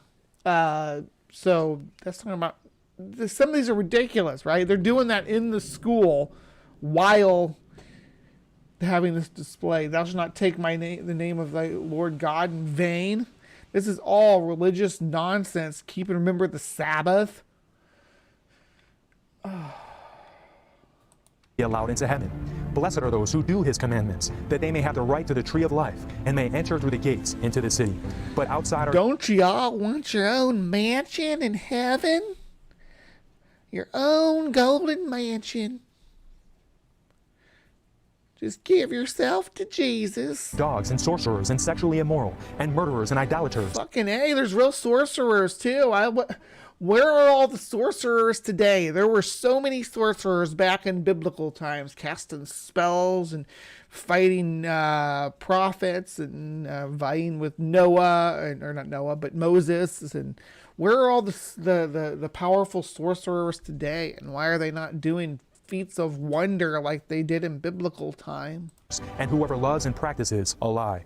While it is true that our works do not save us, we are saved by grace alone, our works are the evidence or proof. I actually do have a theory about that. I think the people that wrote the Bible, both the Old Testament and the New Testament, all of them actually believed the street performers and sleight of hand sorcerers, like the telekinesis guy that we just watched. Those people actually believed those grifters. They actually believed that they had supernatural power. So they lived in a world where the supernatural was very real, and there were other people that didn't kneel to your God that had supernatural powers because you saw them on the streets of the bazaar, and you know that they had powers beyond your capabilities to, I don't know, like charming ropes and things like that these people saw. These old sleight of hand magic tricks, all kinds of ball and cup games, even stuff as simple as that. And they actually believe them, and that's why in the Bible they talk about sorcerers and stuff, because that's who they're talking about. They're talking about the people that the Amazing Randy debunks. So while all the biblical prophets and all the apostles that followed Christ around couldn't debunk anybody else, but yet somehow they were able to debunk, or they were able to prove Christ was real. So it gives them the same veracity of a street performer. That we are saved. In fact, there is only one thing that we will bring with us to heaven, our character. And in order to have a character fit for heaven, we must start building it today, every day. There's a highway to heaven and or is there a stairway to heaven? There's a highway to hell and a stairway to heaven. We are faced with trials and tests, what to watch, what to listen to, how to spend our time, what to eat, etc. Every decision is a chance to either drift further from God or to obey Him and build a character fit for heaven. And if we have sin in our life, it's not too late to choose Jesus today and make a change. He promises, if we confess our sins, He is faithful and just to forgive us our sins and to cleanse us from. So the sins, again, we have like counter applicable sins. You know, if you abstain from one type of sinning, you'll fall into another, right? So if you abstain from, again, looking at envy and sloth as antipodal to each other. You can't have a complete absence of envy because you'll have no drive to work, and then you'll be slothful, and you can't have complete lack of slothfulness, right? So it's all a balancing act. From all unrighteousness. Not only that, but if we give our lives to Him. But that's only for this one book. There's a ton of other books out there too. Oh my gosh. Woo, Sandy, love you, sweetie. Gifting out some memberships. Ollie Man's gonna get on, and who else? We have Pragmatic Crystal got the membership. Big Zebra got a membership. Yeah, this is kind of like Cat Cur. I agree, Kalesia. Sort of like a Cat Cur channel. Marched around in black robes and a funny hat for a while. Okay, yeah, it just sounds like there may be some graduation stuff going on that PZ's heading out to. You have a great day. Hopefully it all goes as planned. Here it's raining, but I'm a couple 100 miles south of you, so you might be all right if it's outside, but you have a good one. Him, Christ will give us the power to live a holy life and be prepared for eternity. But as many as received Him, to them gave He power to become the sons of God, even to them that believe on His name. Heaven awaits you, friend. Nothing is worth missing out on eternity. Did you know that Christ has prepared a place there just for you? In my Father's house are many mansions. If it were not so, I would have told you. I go to prepare a place for you. And if I go and prepare a place for you, I will come again and receive you to myself, that where I am, there you may be also. I hope you will join me in those heavenly courts, my friend. If it is your desire to repent of your sins and give your life to Jesus, or if you would like to reaffirm your commitment to Jesus today, just write in the comments below, Lord, save a place for me in your kingdom. Amen. Praise God for your decision. If this video has been helpful, please like it and share it so it can go to many others. For a great video describing several lies about hell, click here. And to learn 10 things that I don't know about lies about hell. That might be something we watch another time, but I do have the 6 things we will do in heaven. And if one of these should be about my ice cream castle. I would love to be able to eat ice cream without getting brain freeze and without it hurting my teeth. But apparently if I eat a whole bunch of ice cream, that's gluttony and I'm not allowed to sin. So let's see. Let's see what we're going to do in heaven. Heaven as some mysterious dream-like That looks like the place. Disney castle. Others believe it is a never-ending monotony of playing harps on clouds. No wonder why so few are motivated to be there. This video will reveal 6 glorious, real activities that the righteous will be doing in heaven. So this won't be us though, Hive, because we're not the righteous. Because we don't try to live by the double life thing where you have we have to follow contradictory commandments and things in the Bible like that. So we are not the righteous. We're going to find out what those other folks are going to be doing while we're writhing in pain in the pits of flame. And I believe it will inspire you to be there someday.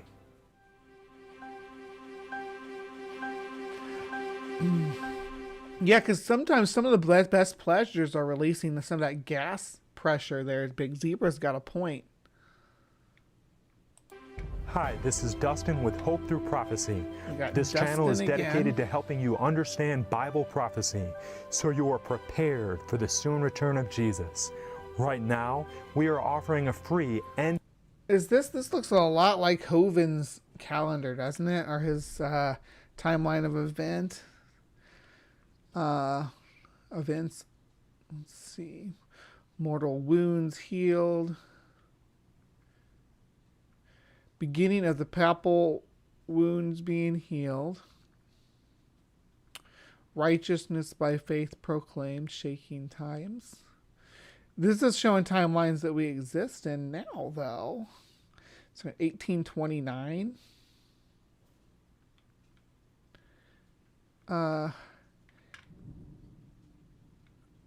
Close for probation.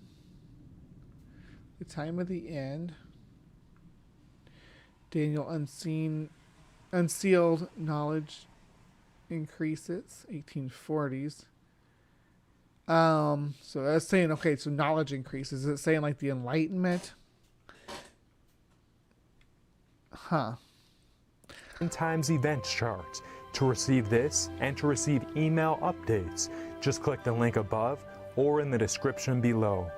The devil has done a masterful job of clouding heaven in mystery and Devil's making pretty. it seem to be an undesirable place. However, the Bible reveals the truth that heaven is a place of indescribable joy and beauty, full of glorious activities that will thrill your soul. Dandelions, Let's see look at all what that. they are.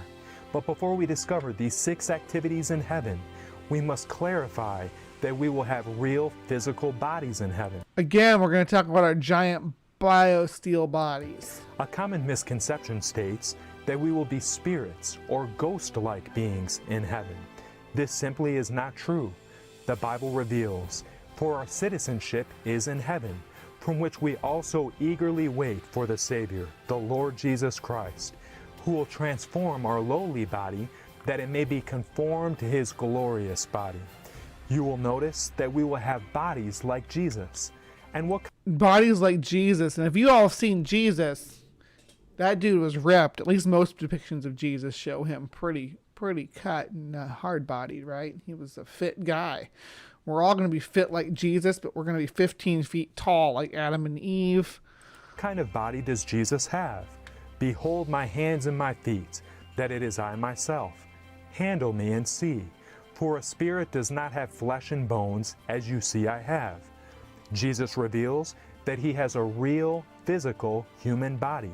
And we will have Wait, the same. does he still have the holes in his hands, though? Like, wait a second. So if you die with... Yeah, Korean Jesus is jacked, Captive Desk. Yeah, let me pull up a picture of Korean Jesus for you guys to marvel at.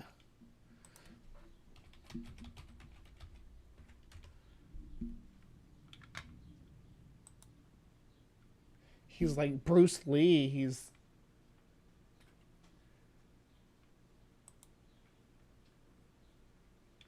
Oh, is there a better picture of him than that? Surely.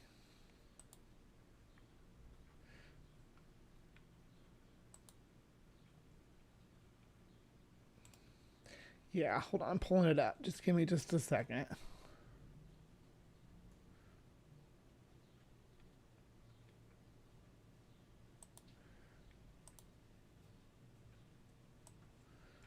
Yeah. Actually, no, we're not going to use that one. Ugh. Sorry. I just want you all to see how freaking... What a...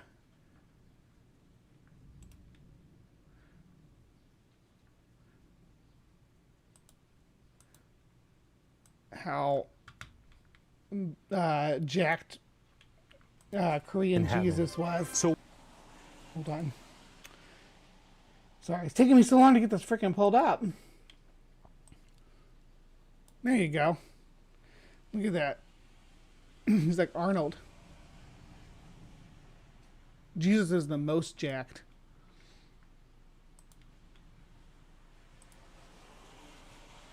what things will we be doing in this physical body? Let's discover them now. 1. We will eat from the tree of life. Revelation 2:7 reveals, to him who overcomes, I will give to eat from the tree of life, which is in the midst of the paradise of God. The Bible tells us more about this magnificent tree of life. So we're going to eat from the tree of life, the one that Adam and Eve were told not to eat, and then the snake said, nope, eat it. So is the tree of life, was it transplanted? Did they dig it up and move it once the Garden of Eden thing all happened, all went down? In the middle of its street, and on either side of the river, was the tree of life, which bore 12 fruits, each tree yielding its fruit every month. The leaves of the tree were for the healing. So there's seasons in heaven too. So is heaven temperate then? Because the 12-month, well, I guess the 12-month cycle is based more on the moon than the seasons, but the fruit sounds like they produce seasonally. Is there winter in heaven? Will people that enjoy snow be able to enjoy snow, and people who enjoy beaches be able to enjoy beaches? Healing of the nations.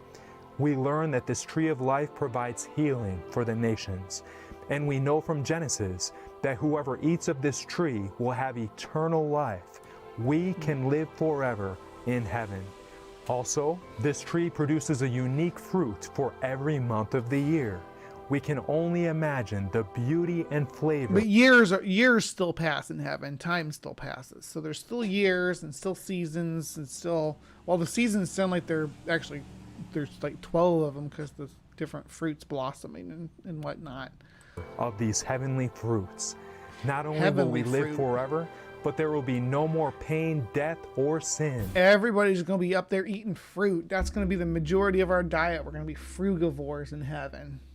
And God's eternal kingdom. And God. And fruit, as you may or may not know, it was actually part of the reproductive organs of the plants. So they are reproducing, because the whole point that we have fruit is that it's supposed to tempt animals to eat them so that we move away from the tree and poop the seeds out or throw the core or whatever we do to remove or to carry the seed away. That's the whole point of fruit, is to make sure that the offspring of the tree are moved far enough away that it's not competing for nutrients with the parent plant. Because those are the ones that are going to be successful. The apples that fall from the tree don't fall far from the tree, as the old adage goes. So having frugivores carry the seeds away is important.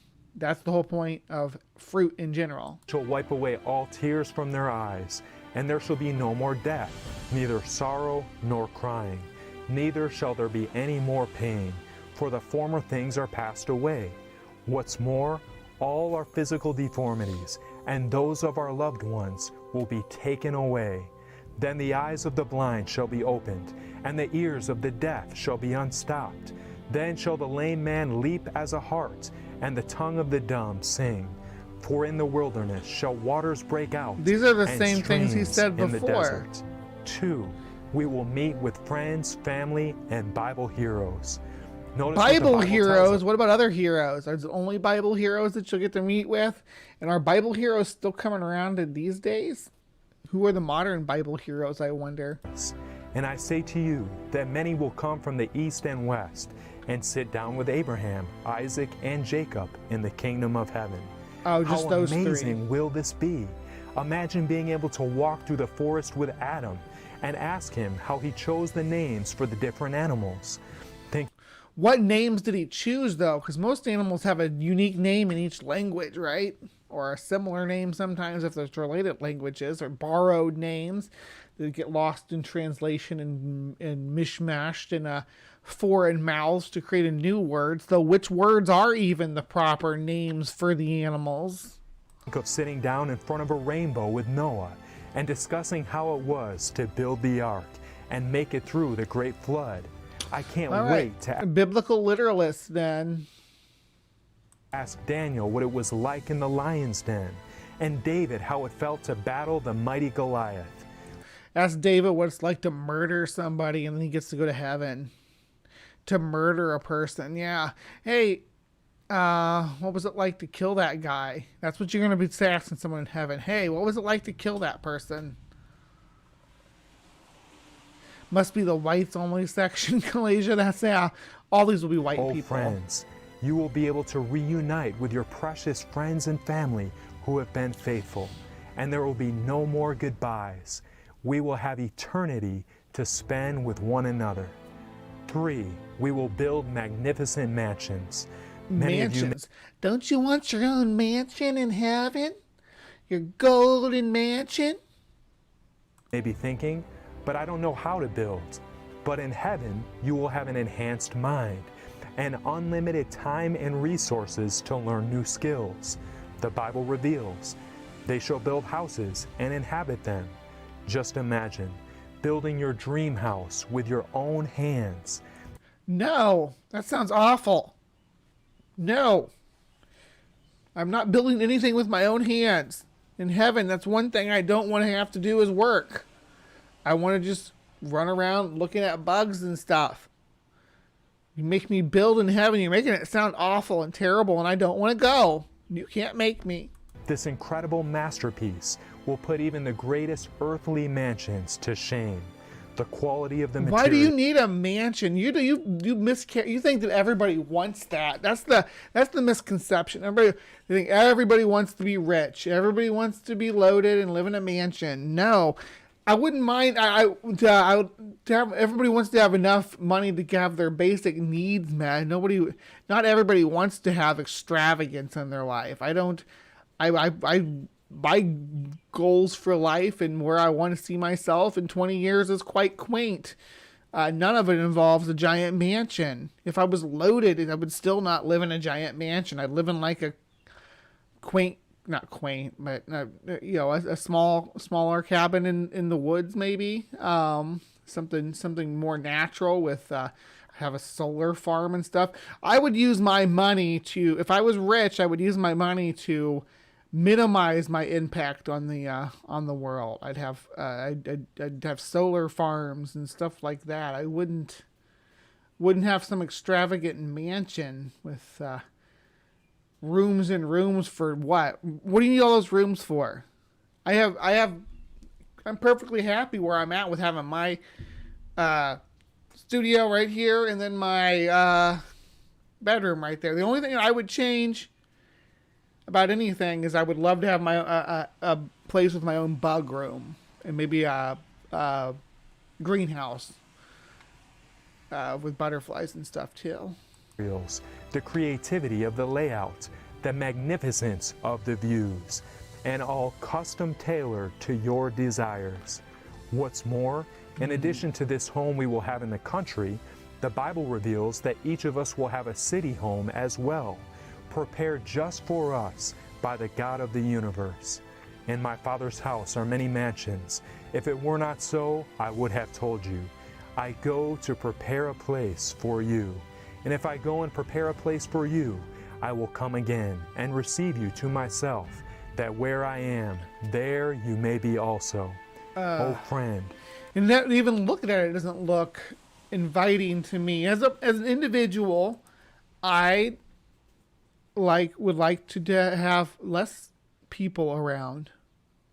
Just me as an individual, if I was in nature, just the number of people that I would want to interact with in general is probably going to be counted on maybe both my hands. Other than that, if I'm in a place that's supposed to be heaven for me, I'm going to be spending a lot of time quietly sitting in nature. I'm going to actually I probably spend a lot of time making art too, but yeah. But it's not going to be a lot of people like crowding around me. It's not going to be like a bustling city, I guess is what I'm saying. He keeps showing that like that's a good thing. I guess it's because people want to see all of their lost loved ones and whatnot. Don't miss out on this glorious future that has been planned for you. For we will grow spectacular gardens. The Bible reveals, they shall plant vineyards and eat their fruits, and my elect shall long enjoy the work. What happens to the fruit when your giant biosteel body processes it? Do you poop? That's what I need to know. Do you poop is that what fertilizes the garden? Is that where the fertilizer comes from for the plants to grow in? What the soil is made of? Is it completely made of human waste from people in heaven eating from their magical gardens? Of their hands. And these gardens will far exceed even the most wonderful gardens on this earth. The curse will be broken. No longer will we have to deal with weeds, pests, and difficult conditions. The soil will be rich and lush. Wait a second, weeds? What's a weed? Is just a plant that you don't grow in where you don't want it to. What plants are available in heaven? Is there a list? What if I think, oh man, I want to grow dandelions in my garden? Everybody's like, nope, that's a weed. You can't have that in heaven. Pull it together. The produce will be packed with health and vitality. Along the bank of the river, on this side and that, will grow all kinds of trees used for food. Their leaves will not wither, and their fruit will not fail. They will bear fruit every month. because their water flows from the sanctuary. Their fruit will be for food. And so, with the metabolism that you're giving these plants, I'm just confused. Are they actually the same plants they were on Earth? So how does this all work with the metabolisms of any of these organisms here? And the reproductive cycles won't make any sense in heaven.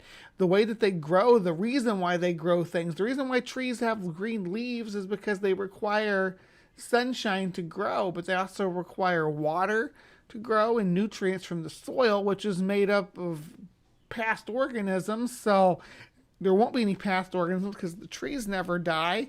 The sun, do they still need to photosynthesize leaves? Is the sun in heaven too? Is it the same sun? Does it have the same cycles? Where's the location relevant to Earth? their leaves for medicine. Just imagine eating your very own produce in your very own country mansion, all in the midst of heavenly perfection. And I'm not trying to be like pedantic about this. I'm trying to understand the mythology here and how people can believe this stuff, how people can fall for this. Beauty. This dream can become your reality. 5. We will explore the mysteries of the universe. Have you... Right, you can't, why eat if you can't die? Oh, because you get hungry? Well, I thought that there was going to be no suffering. So hunger is a type of suffering. So there'll be no hunger. Why eat? Why grow anything?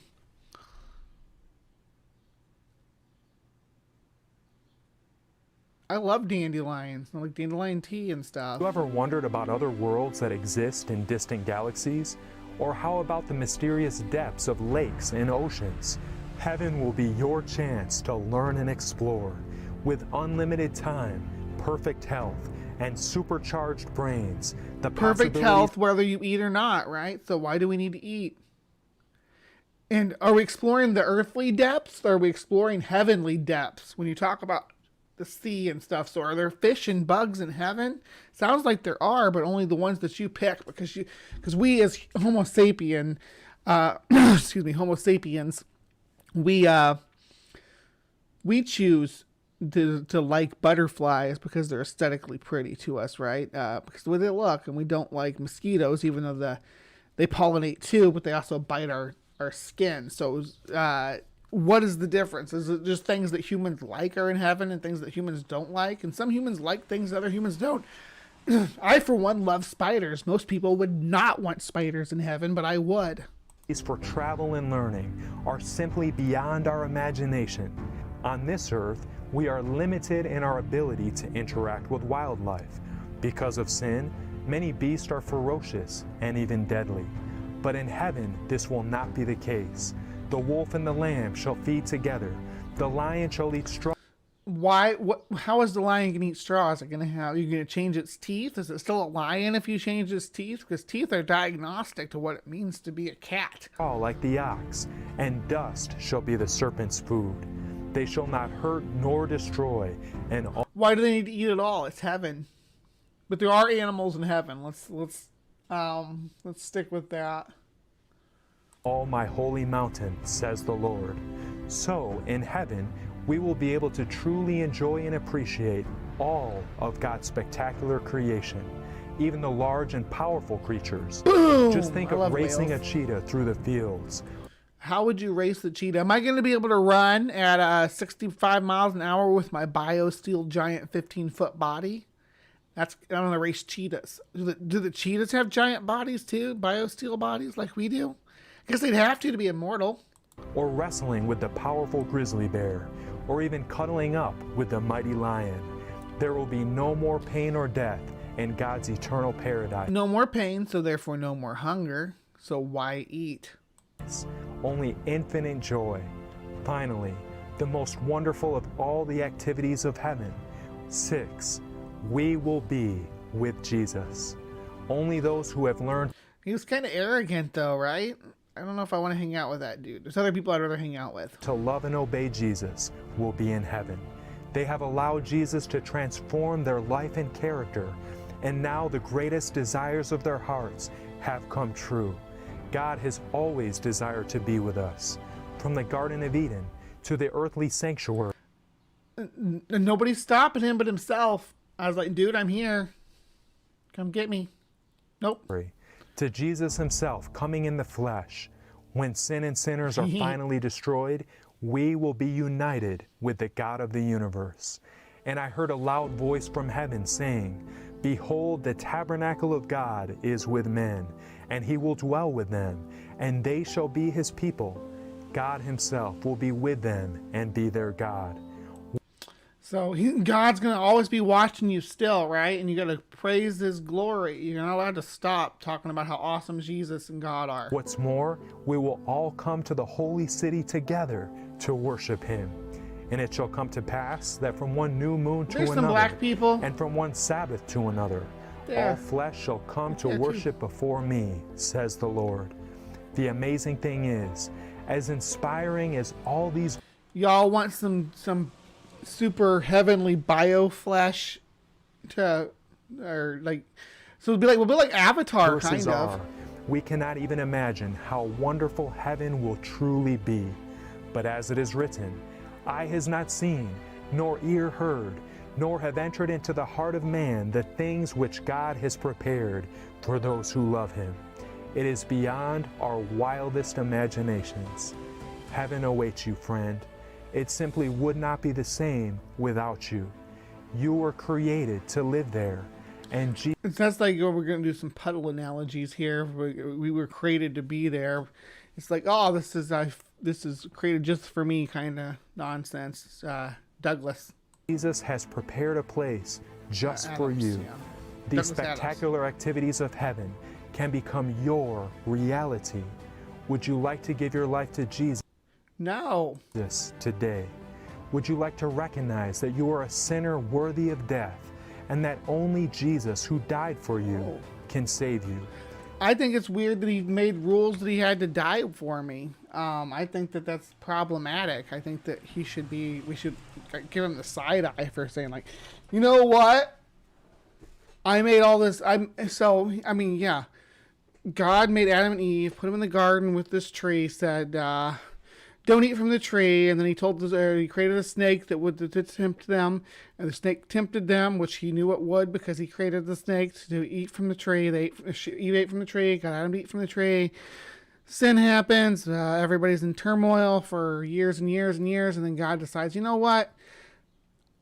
Since I made you eat from that tree, I'm going to send down my son, who is me, as myself, to die for you, to make up for the sin that I started by making a snake to trick you guys into eating the fruit in the first place. And you all, once you kill my son, then all will be absolved. And he'll die for you, but he's me, and he'll be back in 3 days. But he's also me, and we'll ascend to heaven. And in heaven, you will be with him and me, who is also him. It's really convoluted at this point. But let's let him wrap up. He's almost done. Would you like to allow Jesus to be the Lord of your life by confessing your sins and committing to obey his commandments with his help? If this is your desire, or if you would like to recommit your life to him, then write in the comments below, I choose Jesus and his kingdom. The pearly gates of heaven's holy city await you. But friend, we must stay faithful until the end. I hope you will continue to watch Hope Through Prophecy so you can learn more of what it means to be a Christian and be prepared for the last day events foretold by prophecy. You can subscribe to this channel and turn on all bell notifications to be notified of our new videos. On this screen are 2 videos I highly recommend. One will teach you even more about heaven. Let's end it right there. Goodness gracious. So we learned about the things you will and the things that you won't do in the kingdom of heaven. Overall, place sounds pretty lame to me. Not a fan. There's a lot of stuff that doesn't make sense about the place, and there's a lot of I don't know. I almost want to call it nonsense attached to it, like mansions and stuff. Why do you assume everybody wants a mansion? Why assume everybody wants a mansion? Why assume everybody wants exactly the thing that you want or the shit that Jesus talked about that they may be able to get in heaven? Maybe someone hates fruit. You ever think, maybe somebody's like, oh, I don't like fruit. What are you doing in heaven when all you can eat is fruit from a garden? Because God knows best, I suppose. And would you still be you if you were willing to eat fruit in heaven? I'm tipping this up now that I've ended my segment with the telekinesis. I hope that was fun. But yeah, so now we know the do's and don'ts of heaven, thanks to our wild-eyed prophecy host. I am not looking forward to it if that's what's going to happen. But I don't think I'm going to end up there anyway. I'll probably go down to the fiery place. But I think a lot of you guys will be down there with me, so that's cool. So I'll see you all down there. But for right now, we're going to go ahead and wrap up Creation Watch. And I'm going to say thank you to each and every one of you guys watching at home. Appreciate your time and attention. And please remember to be kind and take care, and we will see you next time.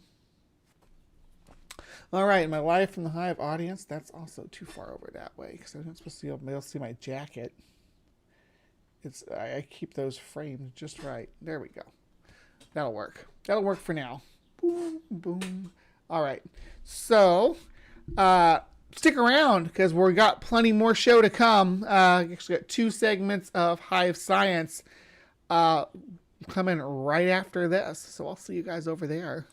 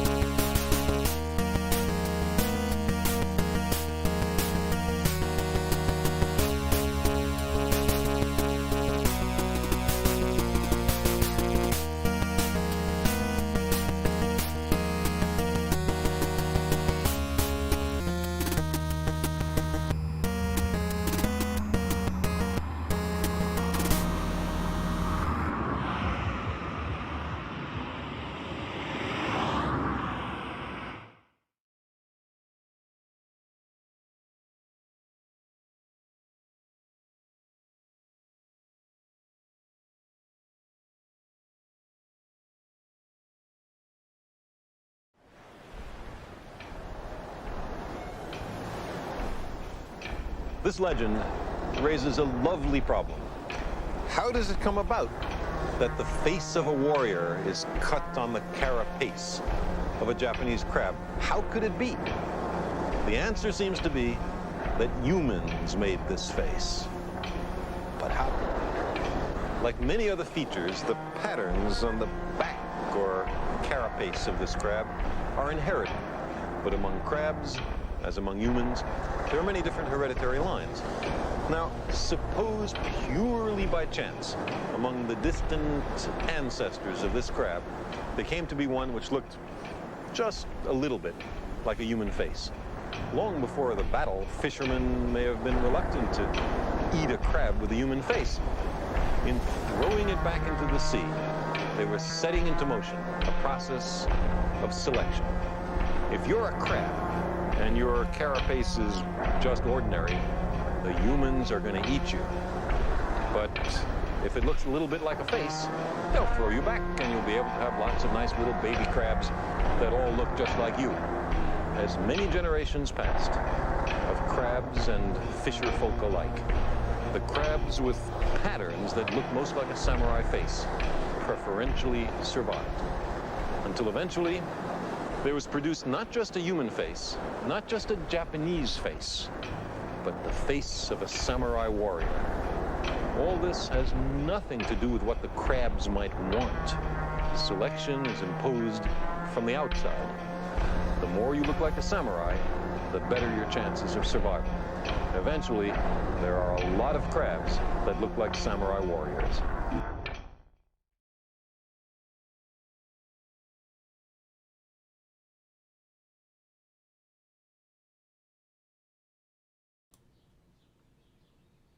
Oh, hello, hello.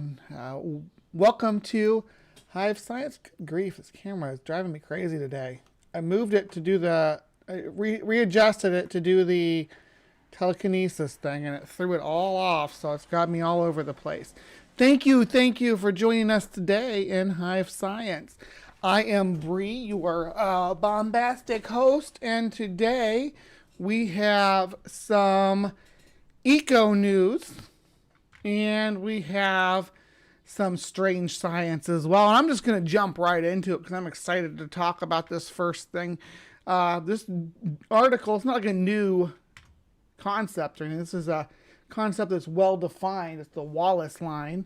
I just wanted to take a moment just to teach you guys some quick ecobiology and some distribution information. Animals on either side of this line look very different despite living really close together. And here's the line.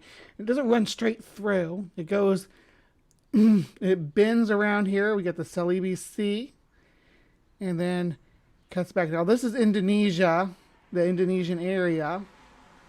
This is Australia down here.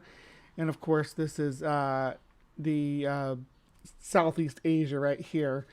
So this is the sea in between them. And we're going to talk about the Wallace line. The Wallace line is something that makes me want to take a drink before I continue reading because I hear my voice going out already. That should get me through this segment. The Wallace line has shaped species diversity across Asia and Australia. But the thing is, it doesn't actually exist. It's completely imaginary. And yet its influence on species evolution is very much real. Animals and plants too, although less obviously, look very different on either side of the line, which might make sense if this were some physical boundary we were talking about, but it's not. It's invisible. So what is going on? What is the Wallace line? The Wallace line refers to an imaginary frontier which effectively separated the faunal regions of Asia and Australia. To the west of the line, you'll find species including elephants, tigers, rhinos, and orangutans. But on the east side, these are nowhere to be seen. Instead, you'll find marsupials, monotremes, and maybe the odd Komodo dragon. It is what we know as a biogeographic boundary, a border between two regions that are distinct in their biodiversity. The line was first drawn in 1859 by British naturalist Alfred Russel Wallace, after whom it is named. Wallace conceived the theory of evolution independent of Charles Darwin to whom it is often solely credited. Not by Darwin, though. Darwin gave Wallace credit for his contribution. But was beaten to the punch when Darwin published his findings on the origin of species. The problem then was not only how and why do species change, but how and why do they change into new and well-defined species, distinguished from each other in so many ways, why and how they became so exactly adapted to distinct modes of life, and why do all their intermediate grades die out as geology shows they have died out, and leave only clearly defined and well-marked species, genera, and higher groups of animals, Wallace wrote in his autobiography.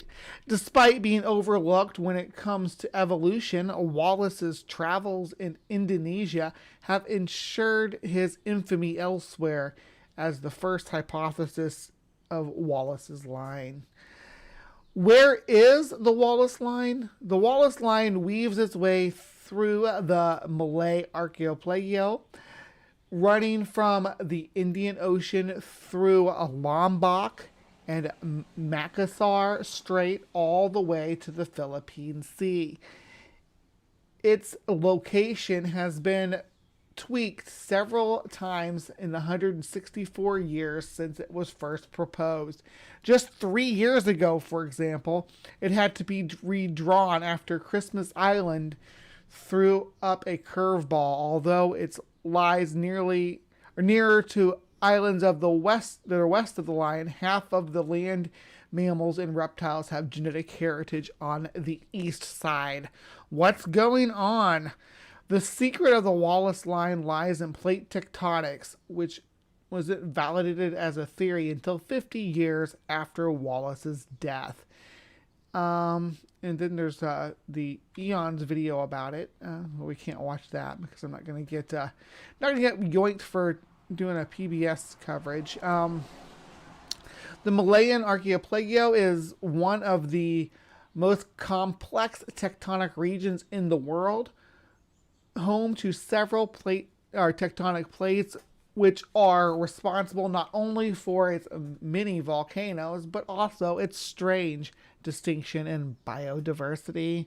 Once upon a time, the area around the Wallace line was made up of two continuous land masses. Today, they are known as the Sunda and Sahul paleocontinents, and are much closer together than they were 25 million years ago. Over time, the two and a half drifted closer together, bringing with them very different species that spent eons evolving in very different environments and look very different as a result. What is Weber's line? To confuse things further, there's another line in the mix, Weber's line. Weber's line was proposed in 1900 as an alternative to Wallace's line. It is another hypothetical boundary that marks the difference between species found in Australia and Southeast Asia. So yeah, that was an interesting, I think that's all there is on it. Yep. So that's just wanted to bring that up. There's a cool faunal boundary there in the Pacific over here, and then there's Philippine Islands and whatnot, and the Indian Ocean right here. All right, and now for the final topic, and this will just be super short. Rare and deadly albino cobra slithers into house during intense rainstorm. Freaking gorgeous. Look at that snake. An extremely rare and potentially deadly albino cobra has been removed from a house in India after the white snake slithered in during a severe storm. Neighbors spotted the pale cobra climbing out of fast-flowing water on the ground and into a passageway beside the house in Coimbatore in Tamil Nadu state. southern India on May 3rd. Experts from the Wildlife and Nature Conservation Trust later arrived to safely capture the snake, which was then released into the wild. The 5-foot-long snake was identified as an albino Indian cobra, Naja Naja. WNCT representatives wrote on Facebook, the species, which are also known as spectacled cobras, are considered one of the big 4 snake species that are responsible for the most snake bite cases in India. Albinism is a genetic condition that prevents animals from producing the pigment melanin, which gives color to their skin, fur, feathers, or scales. It is recessive, meaning both parents must possess the gene and pass it on to their offspring. Albino animals also lack pigment in their irises, meaning that they have pink or red eyes, which results in a reduced vision or total blindness. Moreover, their skin is highly susceptible to sunburn. For most animals, albinism can be a death sentence. Their white color makes them stand out to predators, meaning many die as juveniles in the wild. But the Coimbatore cobra's size suggests it is fully grown and has not been overly affected by its condition. However, albinism isn't always a disadvantage, at least in some snakes. In the study published in February 2022 in the Journal of Zoology, researchers used fake snakes to test whether white or albino snakes were a higher risk for predation from birds than normal colored individual. The results suggested that albinism did not increase the rate of predation, likely because their discoloration confused the birds, which use the snake's skin pattern to identify them as prey. Let's start that paragraph over again. Safely contributing the snake was, start over for the third time. Safely capturing the snake was important because the species are known to be highly venomous. Their venom can cause paralysis and even death if not treated promptly. WNCT representatives wrote, "It is crucial to handle these snakes with great care and expertise, as any mistake can lead to severe consequences." Between 81,000 and 138,000 deaths occur each year due to snake bites, according to the World Health Organization. That's in India alone. Good grief. Cobras can also deliver dry bites, which do not contain any venom. In November 2022, an 8-year-old boy in India received a dry bite from an unidentified species of cobra before biting the snake in retaliation and killing it. Yeah, this was written by Harry Baker for HiveScience. So thank you, Harry. That was our albino cobra for the day. Thank you so much for joining me here in Live from the Hive today. I appreciate each and every one of you for sticking around with me. We had a great show. We did some telekinesis. We learned about the things that we will and won't do in heaven. And then, of course, we have our white snake here and our Wallace line coverage in HiveSci. So thank you again for joining me, and appreciate you sticking around till the end of the show. Sorry about the camera trouble I've had. Just doing my spoon tricks that I was doing. I needed to have the camera pointed at a certain angle. So thanks again for sticking around, and please remember to be kind and take care, and we will see you next time.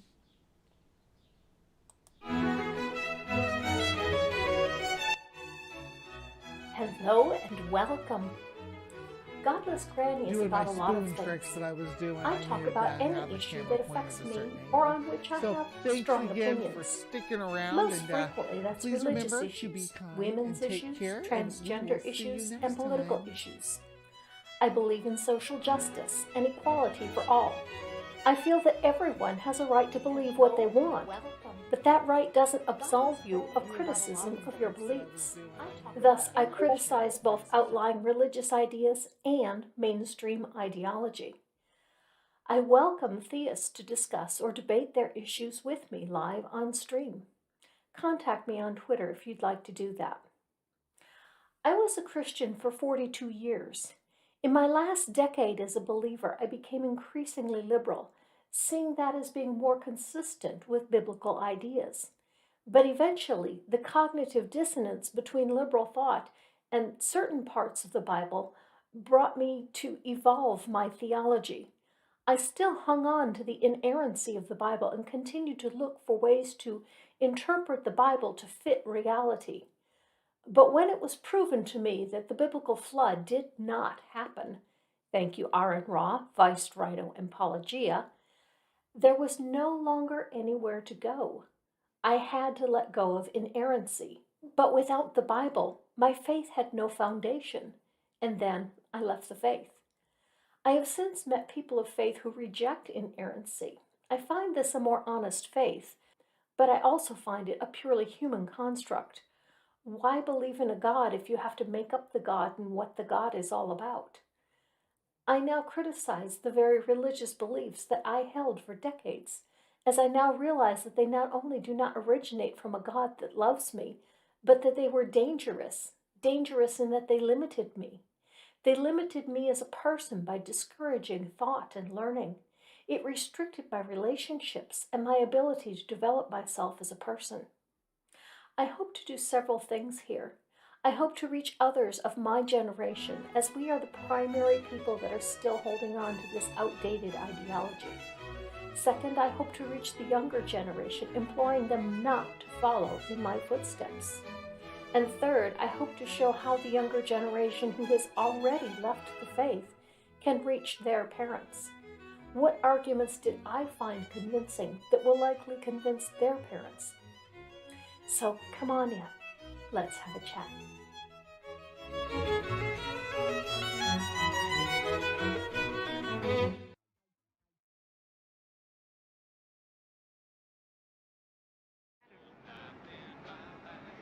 There are moments when we cannot believe that what is happening is really true. Pinch yourself and you may find out that it is.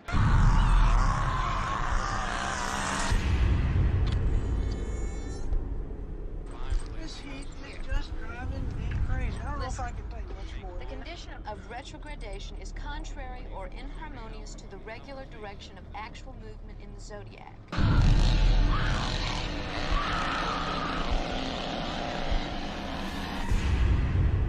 The film which you are about to see is an account of the tragedy which befell a group of 5 youths. For them, an idyllic summer afternoon drive became a nightmare.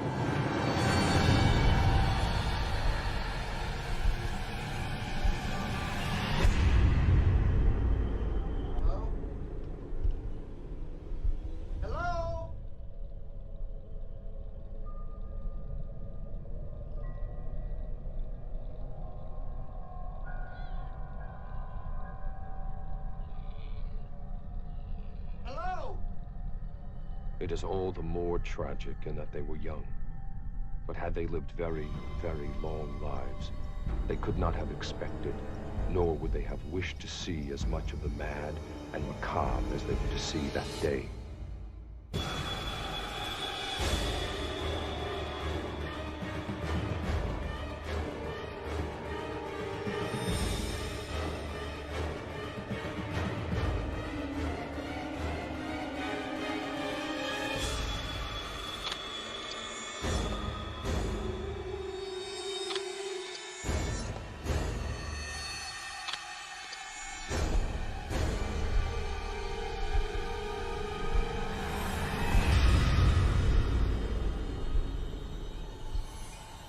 The events of that day were to lead to the discovery of one of the most bizarre crimes in the annals of American history.